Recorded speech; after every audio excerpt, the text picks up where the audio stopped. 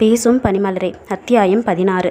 Lekha phone செய்து கௌதமிடம் sorry கேட்கவும் முதலில் மலைத்தவன் பின்னர் தெளிவான மனத்துடனேயே இல்லை லேகா, ஐம் சாரி, இப்போ எனக்கு உன் மேலே லவ் இல்லை என்றான்.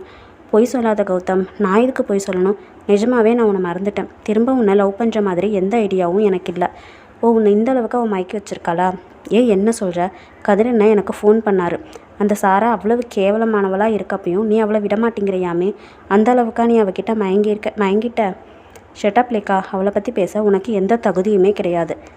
எனக்கு தகுதி இல்லையா? அப்போ அவளுக்கு மட்டும் எல்லா தகுதியும் இருக்கா? ஆமாம், அதில் உனக்கு என்ன சந்தேகம்? இல்லை கௌதம், நீ பொய் சொல்கிற. உன்னை பற்றி எனக்கு நல்லா தெரியும். நீ கேஸ்ட் ஸ்டேட்டஸ் எல்லாம் பார்ப்பேன்னு எனக்கு நல்லா தெரியும் கௌதம். கண்டிப்பாக உன்னால் அந்த சாராவை லவ் பண்ணவே முடியாது. நீ சொல்கிறதும் கரெக்ட் தான் லேக்கா. அவள் ஒருவேளை சாராவாக மட்டுமே இருந்திருந்தா எனக்கு அவன் மேலே லவ் வந்திருக்காது தான். ஆனால் இப்போ அவள் என்னோட ஒய்ஃபு. என் ஒய்ஃப் மேலே எனக்கு லவ் வரதுன்னு தப்பில்லையே. என்ன ஒய்ஃபா? ஆமாம், ஒய்ஃப் தான். கல்யாணமே பண்ணிக்கிட்டியா? ஆமாம். எப்போ? அதெல்லாம் உன்கிட்ட சொல்லணும்னு அவசியம் இல்லை. ஃபோனை வைக்கிறையா என்று விட்டு அவன் ஃபோனை வைத்து விட்டான். ஆனால் லேகா மிகவும் கொதித்து போனாள். சாரா வேண்டுமென்றே திட்டமிட்டு கௌதமை தன்னிடமிருந்து பிரித்து விட்டதாக எண்ணினாள்.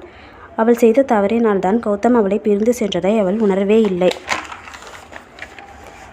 ஒரு பொருள் தன் கையை விட்டு போகும் பொழுதுதான் அதன் அருமை புரியும் போல அவளுக்கு கௌதமின் மீது இப்பொழுது காதலே இல்லை என்ற பொழுதும் அவனை அடைய வேண்டும் என்கின்ற வெறி மட்டும் பரவியது. அதுவரை பாரிஸிலேயே இருக்கப் போவதாக முடிவு செய்திருந்தவள் இப்பொழுது அந்த படிப்பு முடிந்ததும் இந்தியா செல்வதென அந்த முடிவை மாற்றினாள். நாட்கள் கரைய சாரா சொன்ன அந்த 3 மாத கணக்கு முடிய இன்னும் 1 மாதமே மீதி இருந்தது. இப்பொழுதெல்லாம் கௌதமிடம் பேசும் பொழுது சாராவிடம் தோன்றும் அதிகப்படியான ஆர்வம் தெளிவாயிருந்தவன் மனதில் சலனத்தை பரப்பியது.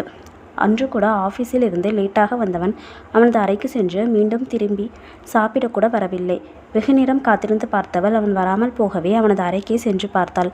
அவன் தலையை பிடித்தபடி அமர்ந்திருக்கவும், என்னாச்சு பாஸ், சாப்பிட வரலையா என்று கேட்டாள்.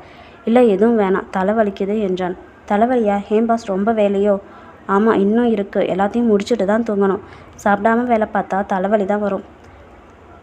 ஐயோ சாரா, எனக்கு பசிக்கல, ப்ளீஸ் போ. இருங்க பாஸ், நான் வேணா உங்களுக்கு தலைவலி தைலம் தேய்ச்சி விடுறேன் என்றபடி அருகில் வந்தவளை கண்டு அவன் பதறியே விட்டான்.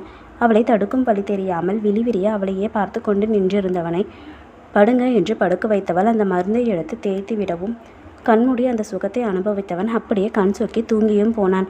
தேய்த்து முடித்தவள் அவனிடமிருந்து எந்த சப்தமும் இன்றி போகவே அதன் பின்னர் தான் அவன் தூங்கிவிட்டதை உணர்ந்தாள். ஐயோ, தூங்கிட்டாரா? ஏதோ ஃபைல்ஸ் பார்க்கணுன்னு சொன்னாரே, நான் தான் தூங்க வச்சிட்டேன்னு சொல்லி என்னை திட்டுவாரோ என்று பயந்தவள் அந்த ஃபைல்ஸை எடுத்துக்கொண்டு வெளியில் சோஃபாவில் அமர்ந்து அதை பார்க்க தொடங்கினாள். எவ்வளவு நேரம் பார்த்தாலோ அந்த சோஃபாவிலேயே தலை சாய்த்தபடி தூங்கி போனாள். நடுஇரவில் கண் விழித்த கௌதமிற்கு அப்பொழுதுதான் வேலை இருப்பதே ஞாபகம் வந்தது. சாரா தலையை பிடித்து விட்டதில் தலைவலி காணாமல் போயிருக்க அந்த சுகத்தை எண்ணியவனுக்கு இன்னும் இனித்தது. ஃபைல்ஸை தேடியவன் அது கிடைக்காமல் போக, எங்கே வச்சேன் இந்த ஃபைல்ஸை? ஒருவேளை சாரா எங்கேயாச்சும் எடுத்து வச்சிட்டாளோ என்று யோசித்து வெளியில் வர அங்கு சோஃபாவில் அமர்ந்து தூங்கியபடி இருந்தவளை கண்டவனுக்கு உள்ள முருகி போயிடுச்சு. வந்து அவள் அருகில் அமர்ந்தவன் அவள் கையில் இருந்த ஃபைலை வாங்கி வைத்துவிட்டு அவளை பார்த்தபடி அப்படியே அமர்ந்து விட்டான். சற்று லேசாக திறந்திருந்த அவள் உதடுகளை கண்டவனுக்கு அதை ருசிக்கும் அவள் தலைக்கேறியது. தன்னையே அறியாமல் அவளை நோக்கி குனிந்தவன் லேசாக அவள் உதடுகளின் மேல் அவன் உதடுகளை பதித்து உடனே விலக்கினான். அந்த இதழொற்றல் அவனுக்கு ஒரு புது போதியை கொடுக்க தலையை குலுக்கி அந்த எண்ணங்களை விரட்ட பார்த்தான். லேசாக விலகியிருந்த சேலை வேறு அவளது இளமையை இலைமறைவாய் காட்ட அவனால் கண்களைத்தான் விலக்கி கொள்ள முடியவில்லை. அவளை அணு அணுவாக ரசித்தவன் முற்றிலும் அதில் தொலைந்து போனான். திடுமென அலாரம் சப்தம் கேட்க திடுக்கிட்டவன் அவள் கண்ணை கசக்கிக் கொண்டு எழவும் பயந்து போனான். அவள் நன்றாக கண் விழிப்பதற்குள் கிறங்கி போயிருந்த முகத்தை சிரமப்பட்டு சரி செய்தான். எழுந்தவள் அவனை பார்த்து, என்ன பாஸ், இந்த நேரத்தில் எதுக்கு இங்கே வந்தீங்க என்று கேட்டாள். அது ஃபைல்ஸை காணோன்னு வந்தேன் பாஸ், நீங்கள் தூங்கிட்டீங்க, அதான் நானே எல்லாத்தையும் பார்த்துட்டேன். இன்னும் கொஞ்சம் தான் பேலன்ஸ். கொஞ்ச நேரம் கழித்து பார்க்கலான்னு தான் அலாரம் வச்சுட்டு தூங்கினேன். நீங்களே பார்த்துக்கிறீங்களா என்று கேட்டவள் எழுந்து அவள் அறைக்கு சென்று விட்டாள். அதன் பிறகு அவனுக்குத்தான் தூக்கமும் வரவில்லை, உறங்கவும் பிடிக்கவில்லை. அவன் மனம் போகும் போக்கு அவனுக்கு மிகவும் புதியதாய் இருந்தது. தன்னை நம்பி வந்திருக்கும் பெண்ணை கண்களாலேயே துயிலுறிவது எத்தனை கேவலமான செயல்! டே, அவர் நீ தாலி கட்டின பொண்டாட்டி தானே என்று கேட்ட மனசாட்சியை அடக்கி வைத்தவன் அது அவளை பொறுத்தவரை திருமணமும் இல்லை, அவன் கட்டியது தாலியும் இல்லை. அவள் மட்டும் தன்னை காதலிக்கும்படி செய்தால் எப்படி இருக்கும் என்று யோசித்தவனுக்கு அதற்கான வழிதான் பிடிபடவில்லை. ஏற்கனவே அவள் அவனை காதலிக்க தொடங்கிவிட்டதை அவன் அறியாமல் போனது அவனது முட்டாள்தனமே. 1 வாரம் கடந்திருந்த நிலையில் அன்று கௌதம் சாராவிடம், சாரா இன்னும் 2 டேஸில் மும்பைக்கு பிஸ்னஸ் விஷயமா போகணும், போனால் 5 days ஆகும். அது வரைக்கும் தனியாக இருந்துப்பியா என்று கேட்டான். எனக்கு என்ன பயம் பாஸ், தனியாக இருந்துப்பேன், நீங்கள் போயிட்டு வாங்க என்று புன்சிரிப்பினுடையே சொன்னவளை பார்த்து எப்படி 5 நாட்கள் இந்த முகத்தை பார்க்காமல் இருக்கப் போகிறோமோ என்கின்ற ஏக்கமே அவனை அரிக்கத் தொடங்கியது. அடுத்த நாள் காலையில் கௌதம் ஆஃபீஸிற்கு செல்ல தயாராகி வந்த பொழுது சாராவின் தோழி மேரி வந்திருப்பதை கண்டான். அவனும் மேரியுடன் சிறிது நேரம் பேசிவிட்டு ஆஃபீஸிற்கு கிளம்பிவிட்டான். கார் வரை சென்றவன் ஒரு ஃபைலை மறந்து வைத்துவிட்டதை நினைத்து அதை எடுக்க மீண்டும் வீடு வரை சென்றவன் சாராவும் மேரியும் ஏதோ காரசாரமாய் பேசிக் கொண்டிருப்பதை கேட்டு வெளியிலேயே அப்படியே தேங்கி நின்றான். மேரிதான் சாராவிடம் கோபமாக பேசிக்கொண்டிருந்தாள். சாரா, நீ என்ன நல்லா ஏமாத்திட்ட. என்ன சொல்கிற மேரி என்று சாராவின் குரல் மிகவும் தாழ்ந்திருந்தது. நான் என்ன சொல்ல வரேன்னு உனக்கு தெரியலையா? தெரியல, பொய் கூட சொல்ல ஆரம்பிச்சிட்டல. சாரா அமைதியாக இருக்கும். அவருக்கு வைஃபாக நடிக்க போகிறேன்னு சொல்லிட்டு நிஜமான வைஃபாகவே மாறிட்ட போலையே. உனக்காக நான் இவ்வளோ நாளாக வெயிட் பண்ணதே வேஸ்ட்டு. உன்னை போய் நம்பினேன் பாரு, என்ன சொல்லணும். நீ முதல்ல என் கண்ணை பார்த்து பேசு சாரா.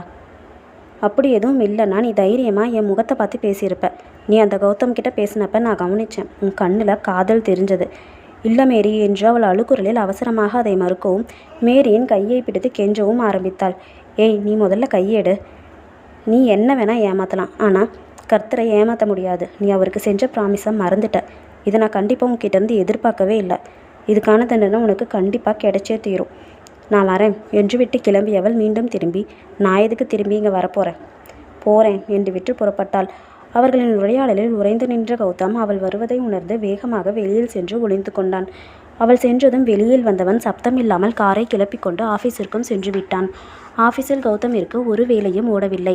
மனம் முழுவதும் சாராவையே சுற்றி வந்தது. அவளும் அவனை காதலிப்பது தெரிந்ததும் அவள் மகிழ்ச்சியில் நிறைந்து போனான். எப்போதடா மாலையாகும் வீட்டிற்கு போகலாம் என்று மிகவும் ஆவலுடன் காத்திருந்தான். வழக்கத்திற்கும் அதிகமான வேலை இழுத்ததால் அவன் வீடு வந்து சேர இரவே ஆகிவிட்டது. வந்தவன் சாராவை தேட அவள் எங்கும் கிடைக்கவில்லை. ஒருவேளை அவளது அறையில் இருப்பாள் என்று எண்ணியவன் அவனது அறைக்கு சென்று குளித்துவிட்டு வந்தான். அப்பொழுதும் அவள் இல்லாமல் போகவே அவளது அறைக்குத்தான் சென்றான். அவள் அங்குதான் தூங்கிக் கொண்டிருந்தாள். அவளை எழுப்பியவன், ஏன் சாரா இந்த நேரத்தில் தூங்கிட்டு இருக்க? தூக்கம் வந்தது, அதுதான் தூங்கிட்டேன். அவளின் சிவந்து வீங்கி இருந்த கண்கள் அப்பட்டமாய் அவள் அழுதிருப்பதை காட்டியது. அழுதியா? அவள் பேசாமல் இருக்கும். சாரா, உன்னை தான் கேட்குறேன், எதுக்கு அழுத? இல்லை பாஸ், அம்மா ஞாபகம் வந்தது, அதனால தான் அழுதேன் என்று பொய்யுரைத்தாள். சரி வா, சாப்பிடலாம். பாஸ், நான் டின்னர் எதுவும் ப்ரிப்பேர் பண்ணலை, நீங்கள் வெளியில் போய் சாப்பிட்டுக்கோங்க. சரி, நான் போய் ஏதாச்சும் வாங்கிட்டு வரேன், அதுக்குள்ளே திரும்பவும் தூங்கிடாத.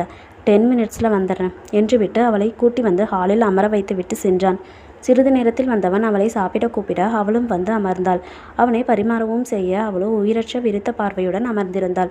சாரா, சாப்பிடு என்று அவன் அதட்டவும் 2 வாய் எடுத்து உள்ளே வைத்தவள் அதை மிகவும் கஷ்டப்பட்டு விழுங்கினாள். அதன் பிறகு தட்டில் அணிந்து கொண்டே இருந்தவள் பின்னர் எதுவும் சாப்பிடாமல் எழுந்து செல்ல பார்க்க, ஏய் சாப்பிடலையா என்று அவன் கத்தவும், போதும் பாஸ் என்று வாய்க்குள்ளேயே முணுமுணுத்து விட்டு சென்று விட்டாள். அவள் எதற்காக அழுகிறாள் என்று அவனுக்கு நன்கு புரிந்தது. இருந்தாலும் அவளை எப்படி சமாதானப்படுத்துவது என்றுதான் அவனுக்கு தெரியவில்லை. அடுத்த நாளும் ரூமை விட்டு வெளியே வராமல் அவள் இருக்கவே அவளை வலுக்கட்டாயமாய் கூட்டி வந்து அவனே காஃபியும் டிஃபனும் செய்து கொடுத்தான்.